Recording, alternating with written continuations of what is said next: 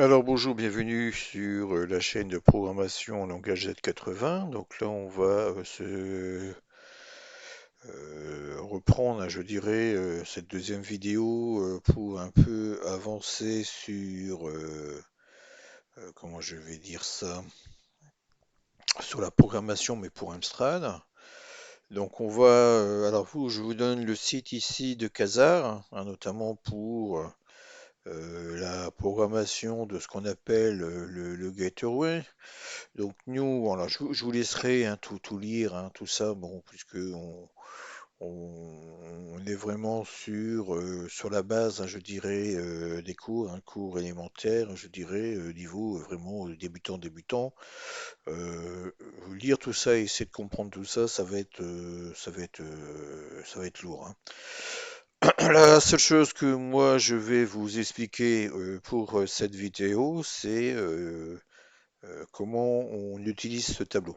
Et vous allez voir que par la suite, en lisant ce document, ben, vous allez tout de suite comprendre comment utiliser toutes les fonctionnalités de ce gateway, hein, tout simplement. Donc on a ici, vous voyez, pour pouvoir... alors le gateway, représentez-vous ceci comme étant une puce dans la machine qu'on va donc programmer. Cette puce, a plusieurs fonctionnalités, hein. Donc on permet de sélectionner le stylo, permet de changer l'encre d'un stylo, permet ici de gérer les interruptions, le mode écran, la connexion à des ROM supérieur, inférieur, etc., etc., etc. Alors, dans le cadre de cette première vidéo, nous on va s'occuper de cette partie-là. D'accord? On veut ici pouvoir nous créer. Alors on va voir la notion de macro, hein, je vais vous expliquer à quoi ça sert. On veut créer une fonction, enfin on veut créer une fonction, c'est pas. On veut créer une macro qui va nous permettre de changer le mode vidéo, notamment passer en mode 0, hein, ou en mode 1, ou en mode 2, ou en mode 3, hein. Donc voilà, le mode 0 ayant 16 couleurs et l'écran étant dimensionné en 160 x 200 points écran. Alors pour faire ça, vous avez ici, donc on voit le port ZF, et vous avez ici un octet qui est XX, qui est l'octet qui est ici. Donc on comprend tout de suite que pour pouvoir euh, utiliser la modification du mode écran, et ben, ça sera l'octet qui est ici, hein, de 0 à 7. Donc on devra mettre le bit 7 à 1, le bit 6 à 0, le bit 5 à 0. D'accord, ça c'est la partie commande, hein. C'est ce qui est marqué le bit de contrôle, hein. Commande bit de contrôle. Et ensuite on a la commande, hein. Donc on va contrôler le RMR, bit 7 à 1. Et ensuite, on a la commande. Et nous, on va commander quoi? Le diviseur d'interruption, on va le laisser inchangé. Connexion à une ROM supérieure, non, on va pas mettre de ROM supérieure. Connexion à une ROM inférieure, non, on n'en a pas. Et ensuite, on va voir comment on peut paramétrer, hein, tout simplement, euh, le, les deux derniers bits qui permet de choisir entre les quatre modes écran de l'Amstrad, hein. Les modes 0, mode 1, mode 2, mode 3. D'accord, donc on retourne à notre programme. Alors, vous voyez que j'ai un peu changé la disposition, je vais un peu expliquer tout ça. Donc, on a ici nos directives, hein. Je rappelle que les directives, ce sont les paramètres de notre assembleur compilateur, je dirais RASM, hein, qui permet de créer une disquette, une cassette ou un snap, hein. Je ne reviens pas sur ces notions, hein. Revoyez hein, tout simplement la première vidéo. Alors, Aujourd'hui, on va voir un peu la création ce qu'on appelle d'une macro, hein. Donc, dans de nombreux langages assembleurs, vous pouvez créer des macros. L'avantage que nous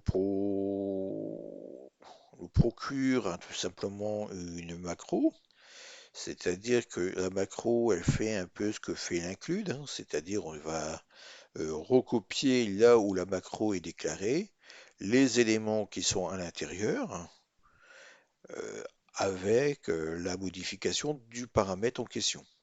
Donc vous voyez que ici, j'utilise un registre BC, donc je vais utiliser le registre B et le registre C ensemble, donc deux registres 8 bits, ce qui va nous faire un registre 16 bits. D'accord? Et je vais donc lui mettre le port, hein. On a vu que c'était 7FXX. Donc je mets le dièse puisqu'on est en hexadécimal. Donc 7F00. D'accord? Et ensuite je lui passe, ben, on l'a vu, hein, notre octet de commande avec les trois premiers bits ici qui sont enfin, qui sont la, ben, j'ai déjà oublié. Ben voilà, c'est pas la commande, mais ben, je retourne. C'est pas compliqué, hein. C'est pas la commande, c'est le contrôleur, voilà. Ensuite, on a notre fameux bit ici à 0 qui est notre interruption, hein. Donc on a dit qu'on ne changeait pas, hein. On désactive la ROM basse et host et on a ici ces deux derniers bits ici qui sera notre mode vidéo. D'accord? Donc comme on, on va programmer, je dirais, au byte. Donc là, ici, je le mets donc en binaire. Vous voyez? Donc là, ici, le petit pourcentage que vous voyez ici, ça veut dire que je représente ma valeur ici sous forme de bytes, hein, d'octets. Là, c'est les hexadécimales. Là, c'est l'octet. Et là, ben, ça sera soit du binaire ou soit du décimal, hein, puisque on va varier de 0 à 3, hein, d'accord, qui va être le mode. Donc le plus, ben, c'est l'opérateur d'addition. Donc si je fais 7F00 plus cette valeur-là, plus cette valeur-là, ben, il va me remplacer dans le 0, 0, hein, tout simplement ici, qui est nos deux petits x ici, ben, notre valeur que nous aurons paramétrée ici, hein, tout simplement, hein. D'accord? Alors voyez bien qu'une macro, d'accord, si vous la déclarez, là j'ai déclaré une macro, si je ne l'utilise pas dans mon code, dans mon programme, la macro est ignorée à la compilation, c'est-à-dire qu'elle ne prend aucune place en mémoire. D'accord? Ça, c'est très important d'avoir cette, comment je dirais, cette vision qu'une macro non déclarée dans le programme, hein, puisque une macro, c'est encore une fois le pré-compilateur hein, qui va le gérer, ne prend aucune place. Si elle n'est pas utilisée, elle ne prend aucune place. D'accord? Bon, on va voir comment l'utiliser, hein. Donc, on a ici nos constantes. Donc les constantes, on l'avait vu, hein, c'est pareil, c'est pré-compilateur. Ça ne prend pas de place. C'est-à-dire là où VRAM est déclaré, il est remplacé par C0, C000. Là où l'instruction start est indiquée dans le programme, est remplacé hein, par l'équivalence J100, JS200, en hexadécimal, soit 256. D'accord? Qui est notre début de programme. Donc du coup, je peux du coup me dire, ah ben, l'origine du programme, ben, c'était 100, start, et je lance à 100. C'est-à-dire que le programme va se lancer à partir d'ici. D'accord? Alors j'ai, souvenez-vous, le begin code. Donc j'ai changé un peu la présentation de façon à ce que cette présentation soit un peu plus, euh, comment je vais dire ça, plus jolie, hein. Donc là on voit bien qu'on a notre début du code. Donc ces instructions-là, je vais vous les expliquer juste après, hein. notamment tout ce qu'il y a derrière. D'accord, ici, hein, pour que vous compreniez à quoi ça correspond. On a notre main. Alors, ce sont des fonctions, hein, la fonction, enfin, on peut le considérer comme begin comme une fonction de commencement. Le main comme la fonction main du C, c'est-à-dire l'entrée du programme. D'accord? On voit qu'ici le main va faire une mise à jour et ensuite va faire un draw. Et on ressort ici, on a notre instruction de saut, hein, en disant bah, je ressaute à main. Hein, donc je ressaute là, donc je refais update draw. Hop, update draw. C'est ce que va faire notre programme. Hein. Et en dessous, ben, j'ai ma fonction draw que nous avons vue lors de la première vidéo, d'accord, qui va venir donc mettre dans la mémoire VRAM, donc en C000, donc un octet, donc en mode 0. Sachez qu'en mode 0, un octet vaut 2 points écran. On va les voir ensuite comment je dirais ça, sur notre simulateur. On a une fonction qui fait des mises à jour, une update, mais pour l'instant, ben, elle ne fait rien, elle fait juste un retour.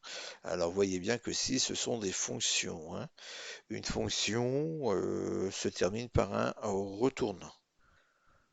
Hein, un update, un retourne, c'est une fonction, et en code, ici, fin de code, c'est une fonction qui vient terminer notre programme.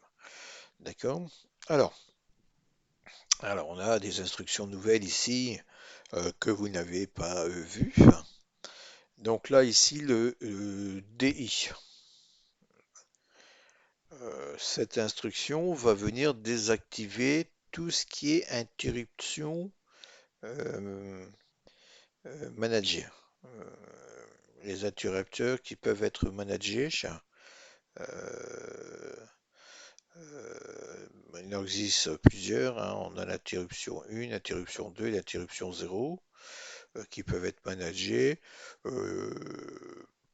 En général, sur Amstrad CPC, on utilise l'interruption manager 1. Alors, c'est quoi? Ça veut dire quoi? En fait, on a quand vous affichez, quand le CPC va afficher l'écran, donc on a le canon et l'écran qui va balayer de haut en bas l'écran. Arrivé en bas, ben euh, du fait qu'on est sur l'interruption 1, il va déclencher, alors c'est même pas ça, hein, c'est tous les 300 centièmes de seconde, on va déclencher une interruption. Cette interruption, elle se trouve à l'adresse mémoire 38.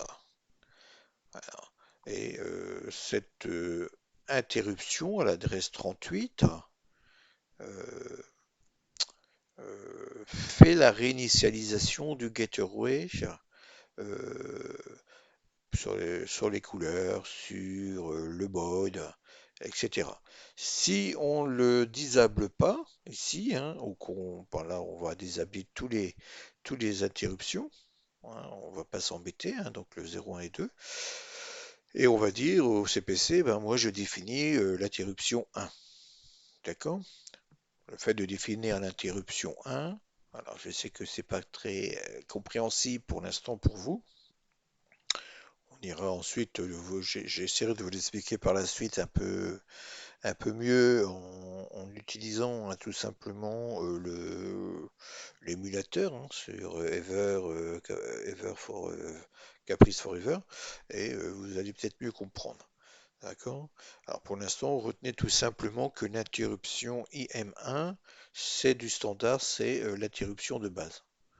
Hein, et que tous les 300 instructions, enfin à peu près 300 microsecondes, 300 centièmes de seconde,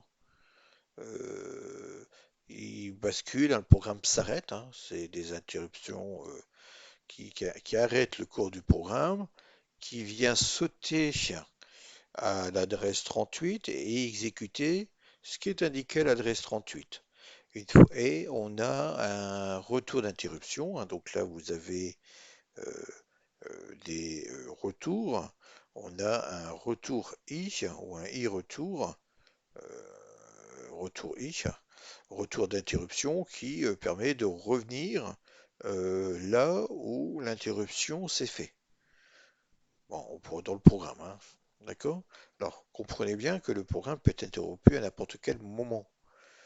Du moment qu'il y a le code s'exécute, et au moment qu'il y a eu 300 balayages, hein, je dirais 300 centièmes de seconde de passé. Alors je reviendrai sur les 300 parce que je ne sais jamais si c'est 300 microsecondes ou 300 centièmes de seconde. Enfin, je reviendrai dessus un peu plus tard. C'est pas, pour l'instant, c'est pas très, très grave.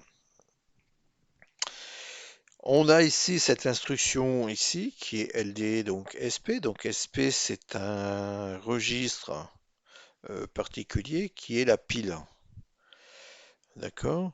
Et je dis ici, tu vas me définir hein, tout simplement le départ de la pile et je vais lui dire que la pile il va commencer à l'adresse de start, hein, c'est-à-dire l'adresse 100.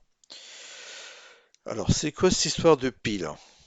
Je vous ai expliqué qu'il y avait également des interruptions hein, juste avant, hein, donc le programme s'interrompt à un moment donné et ensuite fait un saut donc à l'adresse 38 sur l'interruption manager 1, s'exécute et une fois qu'elle arrive sur la fin hein, euh, de la procédure d'interruption, hein, une fois qu'elle exécute le retour each, ben, il faut qu'elle revienne là où il y a eu la coupure, hein, l'interruption. Donc c'est à ça que ça sert en fait la pile, c'est-à-dire que cette pile va stocker en mémoire, hein, tout simplement, hein, ben, l'adresse tout simplement de retour. De même que ici, quand on fait un call draw hein, ou un call update, ben là je fais un call update, il va sauter ici, il va exécuter ce qu'il y a dedans, et une fois qu'il y a le retour, ben, il faut qu'il sache qu'il doit revenir ici pour continuer le call draw. Hein, qui va venir sauter au call draw, il va faire exécuter ça, et hop, il doit revenir ici. Tout ça, c'est géré par ce qu'on appelle la pile. Hein, la pile, elle va stocker tout simplement les adresses de retour. On verra par la suite qu'on a d'autres fonctionnalités de la pile qu'on peut exploiter hein, pour essayer d'optimiser les choses. Mais pour l'instant, on est vraiment sur la base. Sachez que si je modifie ici, puisque c'est ce que nous allons faire, le mode écran en disant bah, tu me passes en mode écran 0, hein, donc en 160 x 216 couleurs, si je n'ai pas empêché ici les interruptions, il va me sauter ici à l'adresse 38 et l'adresse 38 va me réinitialiser le mode 1 du CPC, qui est le mode par défaut. Hein. Et donc du coup, je n'aurai jamais la possibilité de mettre le mode 0. Hein. D'accord? Là où j'ai déclaré le mGetArray, la macro getArray underscore set mode et mode 0, hein, donc en binaire 0, 0, ça fait 0, hein, ben, on va venir remplacer, c'est comme si que je faisais un copier-coller de ce code ici, hein, et que je mettais ici bien sûr le $00 et que je venais le mettre ici. Voilà. Ça veut dire tout simplement qu'on a une seule ligne, ben, l'équivalence de toutes ces lignes ici. Voilà. On a la possibilité de visualiser tout simplement la macro, ce qu'elle constitue, et on peut l'utiliser à plusieurs endroits de notre programme. Alors ce n'est pas une fonction puisque le code va être dupliqué. Si je mets ici 4 fois MGA 7 mode %, 00, il va me copier donc 4 fois ces lignes-là. Hein. Alors qu'avec une fonction comme ici, une procédure, hein, une fonction, quand je fais un cal update, ben, je ne duplique pas le code, hein. Je vais juste insérer sur la pile ben, comment je dirais ça, l'information de retour, l'adresse de retour, d'accord? Et je vais sauter directement sur ma fonction. Donc je n'aurai pas plus d'instructions, mon programme ne sera pas plus grand pour autant, hein, la taille ne changera pas, et je pourrai exécuter autant de fois que je veux le code. D'accord? Alors, qu'est-ce que c'est que tout ce charabia à côté? Bon, alors il est toujours utile de pouvoir savoir euh, bah, le nombre d'octets pris dans la mémoire pour une instruction, hein, donc toute cette instruction qui revient à ALD, BC, CTF quelque chose, hein, ça fait 3 octets. D'accord? Si maintenant j'aimerais pouvoir également savoir, alors je vais ici, admettons, hein, j'aimerais pouvoir savoir ici ben, combien ça me fait en termes de cycle, hein. C'est-à-dire, vous voyez, quand vous arrivez sur des instructions, hein, ici, je sais pas, on va prendre n'importe laquelle. On a ici, vous voyez, on dit que si je le fais LDB,1 par exemple, ou 2, hein, le N représentant un chiffre ici, on a donc l'opcode qui fait 3 bytes, hein, 3 octets, hein, donc DD06 et notre chiffre, et il fait 11 cycles, hein. D'accord? C'est-à-dire que son temps machine, ça sera 11 cycles. Un cycle, c'est 0,25 microsecondes. Un cycle, vous voyez, par exemple, si je prends le call update, il fait 3 octets, il me fait 17 cycles, donc 17 fois 0,25 microsecondes, ce qui va nous faire 4,25 microsecondes pour exécuter cette instruction. 4 microsecondes ici pour celle-ci et 3 microsecondes pour celle-ci. Donc je peux définir ici que ma fonction main, comme elle est définie ici, ben, elle va durer 4 et 4, 8, 9, 10, 11, 12,5 microsecondes à chaque fois qu'elle va boucler. D'accord? Et c'est également important d'avoir ici le nombre d'octets, puisqu'on pourrait se dire, ah ben tiens, je vais sauter à une adresse mémoire. Euh, Par exemple, si je veux sauter ici à draw, ben, je sais que le programme il commence à 100, ben 100, 102, 106, 111. Voilà, et donc je fais un cal 111, ben je vais arriver à main par exemple. D'accord? Bon, on verra par la suite comment on peut utiliser, je dirais, comment je veux dire ça, le fait d'utiliser des sceaux, hein, avec le caractère dollar qui nous permet de récupérer la position de mémoire ou l'adresse mémoire correspondant au début de l'instruction où celui-ci est implanté, hein. Donc là, je fais un JR, vous voyez, un saut relatif à main. Ben, je pourrais ici mettre un JR dollar moins quelque chose, hein. Donc moins 2, moins 3, moins 3, 3, 3, 6, 7, 8, donc moins 8. Si je mettrais un JR ici, dollar moins 8, ben, c'est comme si que je venais ressauter ici, hein. Enfin, pas moins 8 puisque le dollar il commence là, mais moins 6. D'accord? Si je mets un JR dollar ici, le dollar correspond à l'adresse ici, hein. Donc je vais retirer 6, ben, il va me remonter ici. Donc il va sauter à l'adresse ici. D'accord?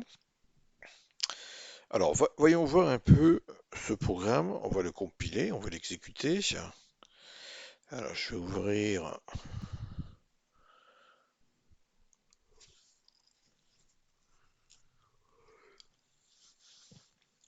Voilà, ici le simulateur. Je vais aller chercher ici. Alors moi je me suis pas embêté, hein, j'ai copié tout ce qu'il y avait dans le répertoire zéro pour le cours, le pour tout premier cours, hein. Enfin comment je veux dire ça, la première vidéo que j'ai recopié dans 01, d'accord. Et puis ensuite bon je suis venu modifier le programme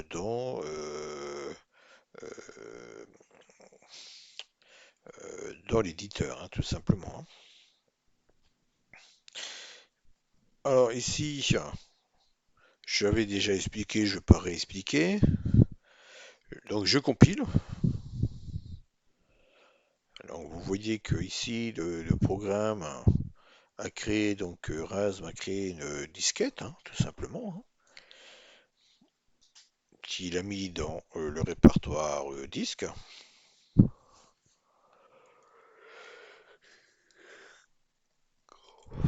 Et ici, je vais l'incorporer dans notre émulateur. Alors rien ne se passe, hein, bien évidemment, mais il a chargé la disquette. Et pour l'exécuter, ben, je vais sur disque et je mets lancer la disquette.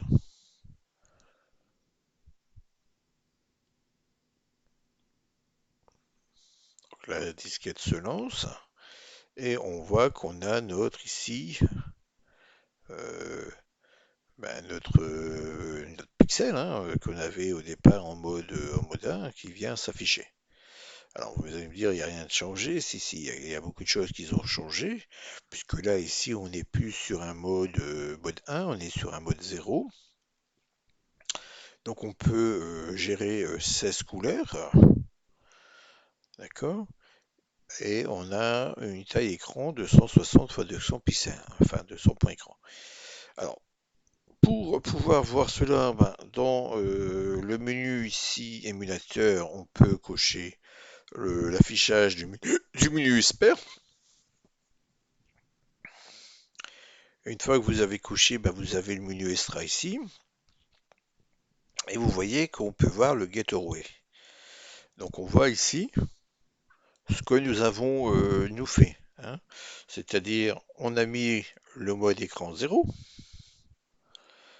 On a configuré nos RAM, hein, c'est-à-dire euh, les RAM, non, les ROM, puisqu'on a dit qu'on ne voulait pas de ROM ni haut ni bas, d'accord. On a donc le low ROM qui est désactivé, le pair ROM qui est désactivé, et les délais d'interruption est désactivé.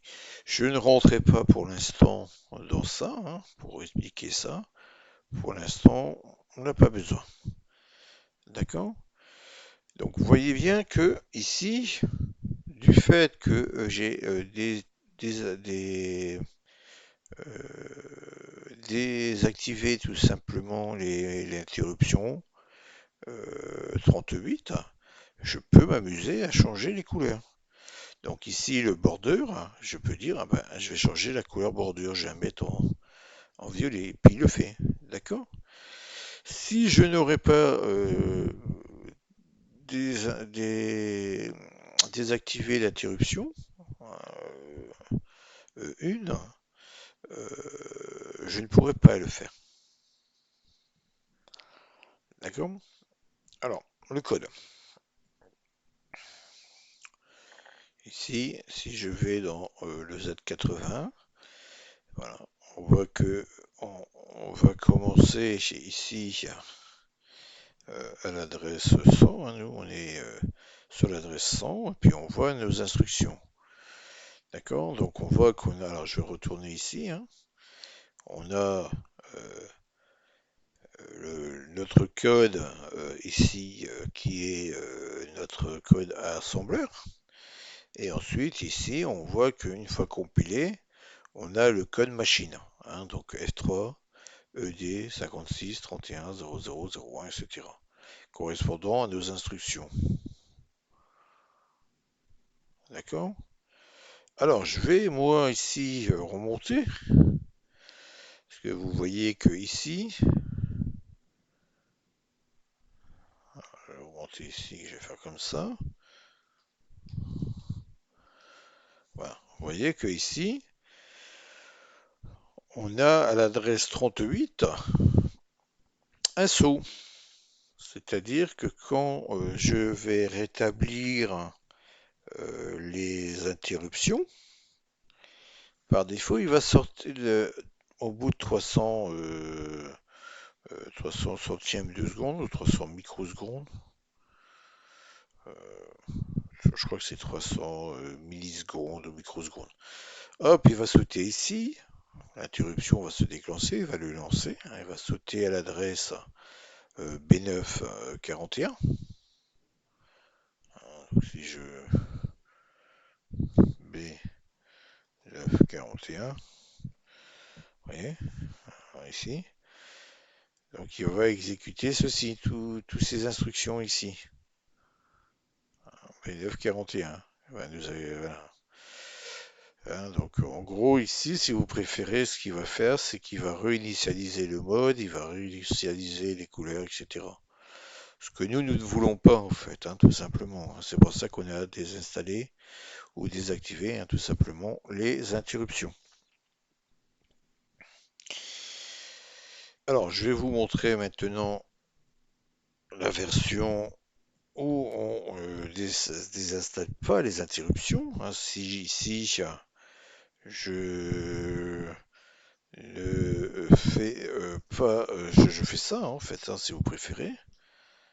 Hop. Alors ici, ça va être compliqué. Alors voilà, ça va être compliqué pour le programme de s'exécuter, c'est-à-dire qu'on aura un fonctionnement qui ne sera pas le bon. Hein. Donc si je compile,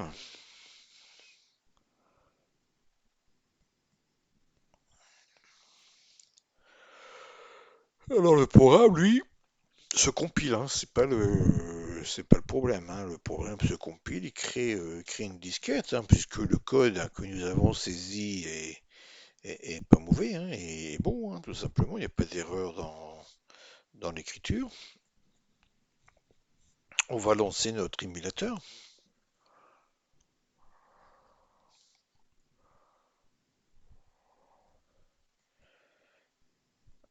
On va charger la disquette et on va du coup lancer un autre disque.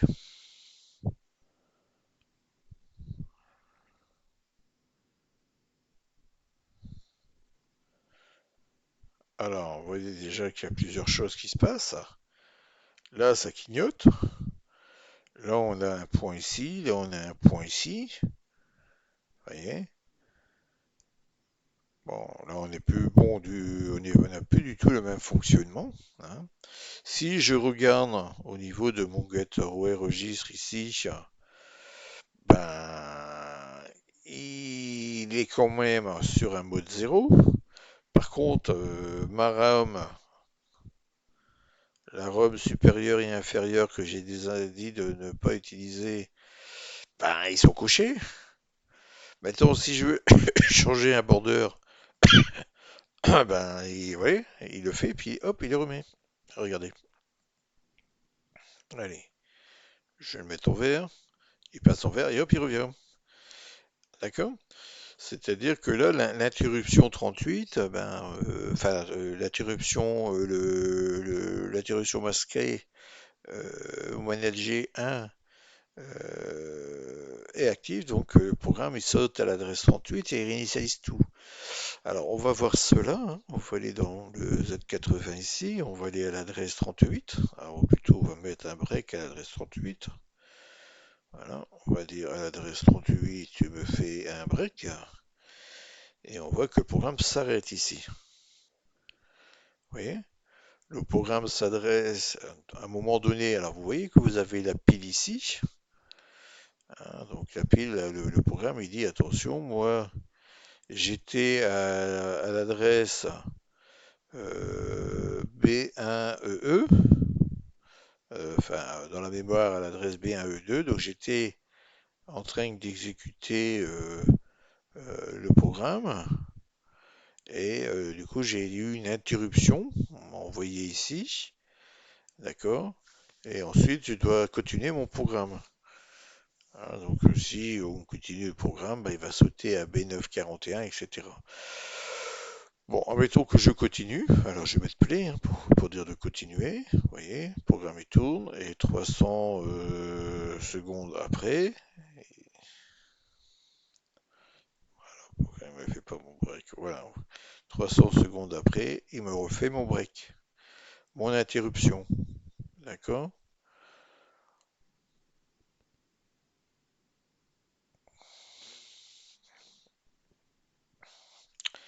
Et ainsi de suite. Hein. Donc si je veux pas que cette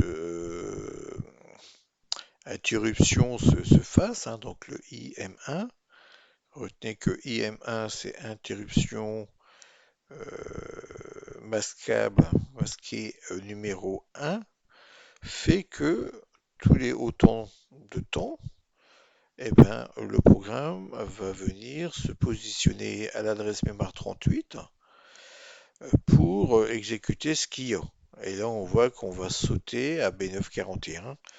Grosso modo, l'interruption manager, l'interruption masquée numéro 1, c'est tout ce qui est couleur, border, mode écran, etc. qui sera infecté. Donc là, on voit tout de suite qu'on est embêté, hein, c'est-à-dire que le programme, lui, s'exécute, mais réinitialise ses couleurs, réinitialise le mode, etc. Et donc du coup, ben, on n'a plus du tout le même fonctionnement qu'on devrait, enfin le fonctionnement qu'on devrait avoir.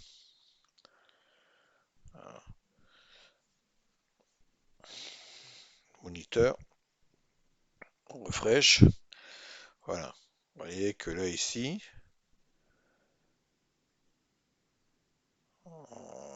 ça réinitialise, vous faites les choses à chaque fois qu'on tombe dans l'interruption euh, masquée numéro 1.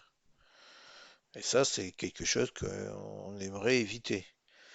On aimerait éviter d'avoir ce fonctionnement-là de façon à pouvoir dire bah, tiens, moi je change le mode écran, tiens, j'ai envie de changer l'écran du fond en orange, ben, qui garde l'écran du fond orange. Hein. D'accord? Donc, donc, le fait de dire je désinstalle ici les interruptions, je désinstalle toutes les interruptions, même si ici il va me définir que je veux utiliser l'interruption numéro 1, c'est-à-dire le classique boucle tous les 3 secondes, 300 centièmes de seconde ou microsecondes. On revient tout simplement à l'adresse 38. Ben, il ne le fera pas puisque je les ai désinstallés, hein, tout simplement les interruptions. D'accord? Donc pour cette deuxième vidéo, ce que vous devez retenir, déjà retenir euh, l'utilisation ici du Gateway. Hein. Donc pour nous on a vu le RMR, hein, donc ici, hein, ce registre RMR pour pouvoir changer le mode écran, changer les robes supérieures inférieures, hein, les connecter ou pas, et le diviseur d'interruption. D'accord? On a vu ça. On a vu bah, comment créer une macro. Hein. Donc je peux maintenant dire bah, je veux mettre le mode 0, je veux mettre le mode 1, je veux mettre le mode 2, etc. Ah, une chose qu'on n'a pas vue que je devrais vous montrer. Alors, je vais revenir quand même. Ici, je vais recompiler en mode 0.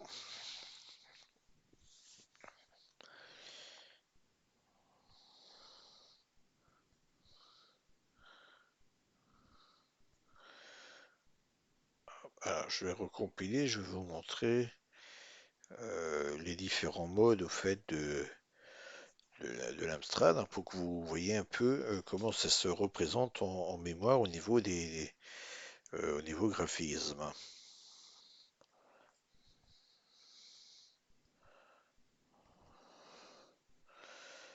Alors, donc ici, je vais recharger. Hop, ici, hop, je recharge. Alors, la disquette, je l'exécute. Voilà, et il le lance. Donc là, j'ai disable les. Oh, oula, qu'est-ce qui se passe?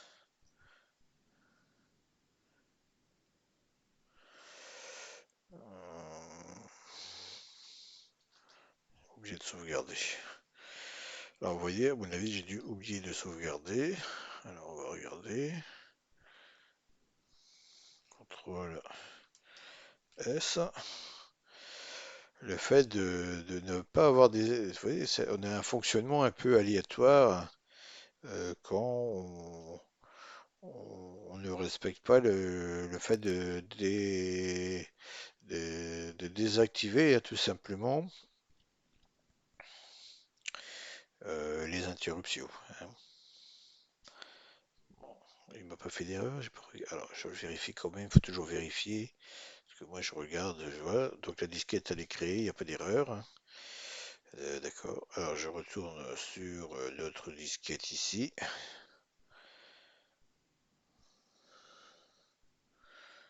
Hop. Alors, je vais resetter notre émulateur. Ça pouvait être ça aussi. Je le recharge. Je dis, tu me lances la disquette.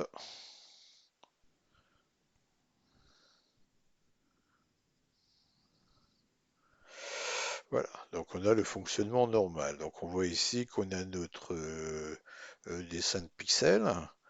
Donc maintenant, si je reviens sur mode graphique ici, alors là on voit qu'on est sur un mode linéaire. Bon, ça j'expliquerai par la suite. Donc si on veut retourner, ben, on va sur l'écran ici graphique, hein, sur ce qu'on a à l'écran. On voit qu'on a notre dessin. Alors vous voyez, on a dessiné donc un octet. Un octet en mode 0, ça vaut 2 points écran. D'accord? Et si je passe ici en mode, je dirais 1, ouais, en mode 1 octet, ça vaut 4 couleurs. Et vous voyez qu'en mode 1, on n'a que 4 couleurs. D'accord? Donc si je passe en mode 2, ici, si je reprends ici le graphisme, et ben en mode 2, ben, on voit qu'on a deux couleurs, mais on a donc une, deux, trois, ben, les 8 octets, enfin les 8 bits, on a 8 pixels allumés, hein, si vous préférez. D'accord? Voilà les différences des trois modes. Donc on voit bien que ici, ben, on n'a que deux couleurs. Bon, c'est pas très top, hein. Alors que en mode, ben, en mode 0, on a quand même une capacité qui est plus intéressante puisqu'on a 16 couleurs. On peut dessiner ici sur 16 couleurs. D'accord? Retenez bien que en mode 0, lorsque on place, on positionne, ben ici dans le draw, ben, un octet. Voilà. Ici, hein, on place un octet FF à l'emplacement VRAM. Ben, F ici, hein, deux octets. ben enfin 2 octets, 1 octet, ben on a 2 points écran, hein. C'est ce qu'on appelle les pixels allongés de l'Amstrad.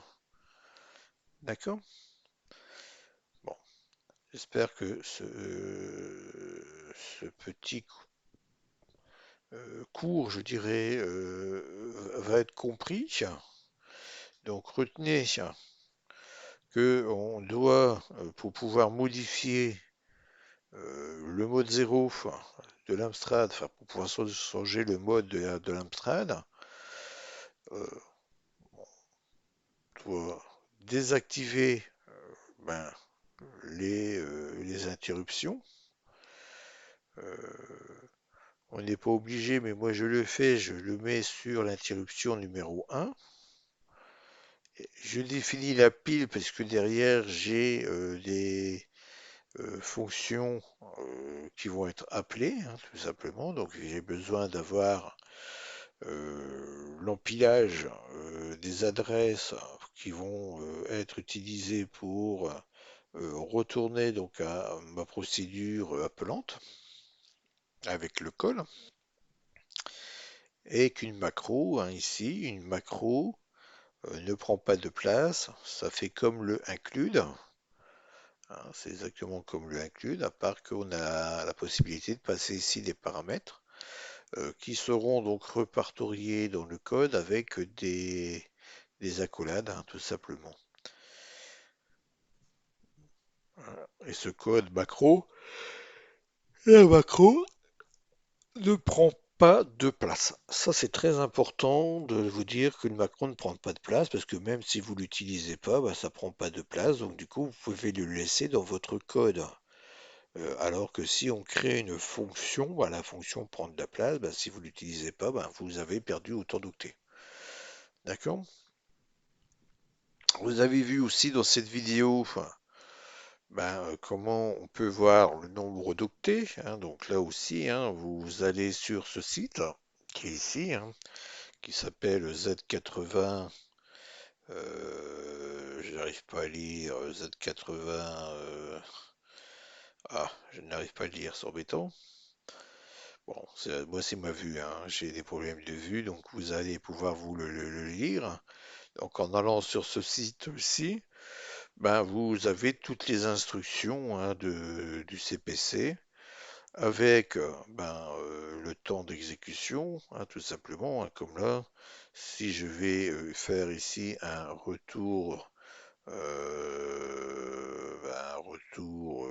je vois pas très bien un retour M, hein, d'accord? Eh ben, c'est un octet, un byte, et 11 cinquièmes de cycle. Alors quand on a ici 11, 5, c'est-à-dire que là, c'est retour M. Le M ici, c'était un flag, hein, tout simplement, qui veut dire que si c'est positif. Si A est positif, ou si le flag M est plutôt positionné, hein, il est un 1, ben on va faire le retour M qui est de 11 cycles, ou inversement, je ne sais plus. Je crois que c'est 11 cycles pour un retour N, et sinon 5 cycles. Voilà.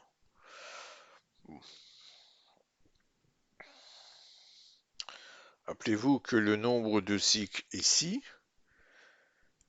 c'est multiplié par 0,25.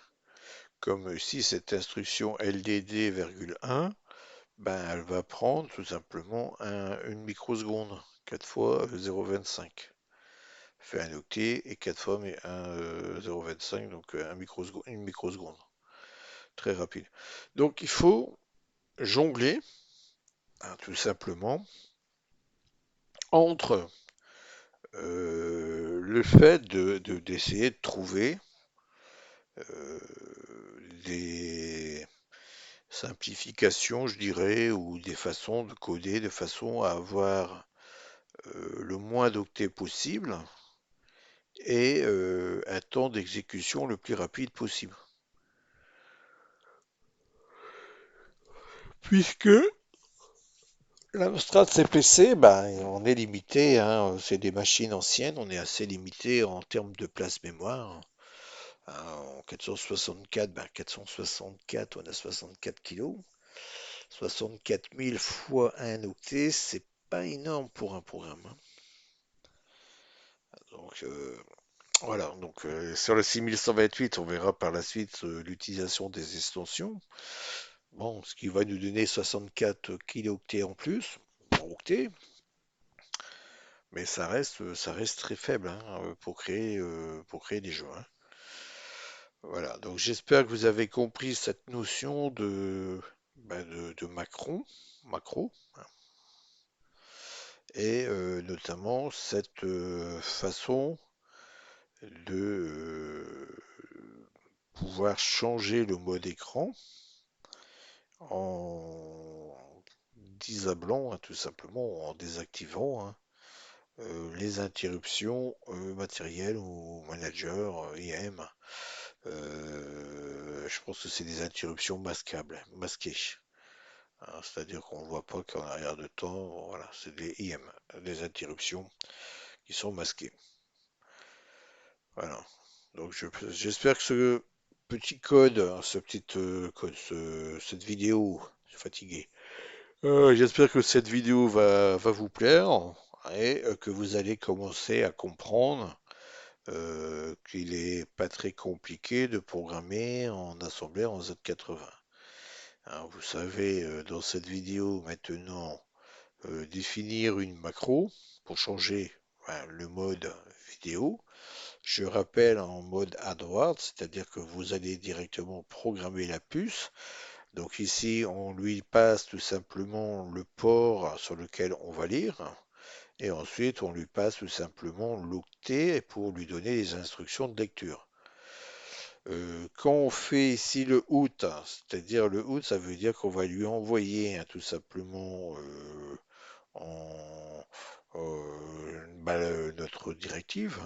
Là, ici, le C qui est ici, ça correspond au CTF, même si c'est le B. Et le C correspond tout simplement à notre registre ici d'état avec notre contrôleur RMC et notre commande, hein, tout simplement pour pouvoir l'exécuter. Donc le fait de faire, on a le in-out qui va lire sur le port. Le in, on va lire. Hein, d'accord, donc si je fais un INC virgule A, ben, on récupère la valeur dans A. Si je fais un out C virgule C, ben, je ne viens pas récupérer une valeur, mais je lui envoie la valeur. Hein, je fais en sortie. Hein. Voilà, donc moi je vais terminer la vidéo à ce stade. Je pense que tout a été dit pour l'instant. Euh, Exercez-vous à regarder la vidéo. S'il y a des questions, bah, vous n'hésitez pas, hein, vous posez-les en dessous de la vidéo, j'y répondrai. Partagez la vidéo, likez la vidéo, abonnez-vous si vous n'êtes pas abonné. On avance comme ça sur des cours de programmation en langage Z80. On attaque la machine CPC dans un premier temps et on verra par la suite la Spectrum et d'autres consoles. Allez, je vous dis donc une bonne journée et passez un bon week-end. Allez, une bonne soirée, au revoir.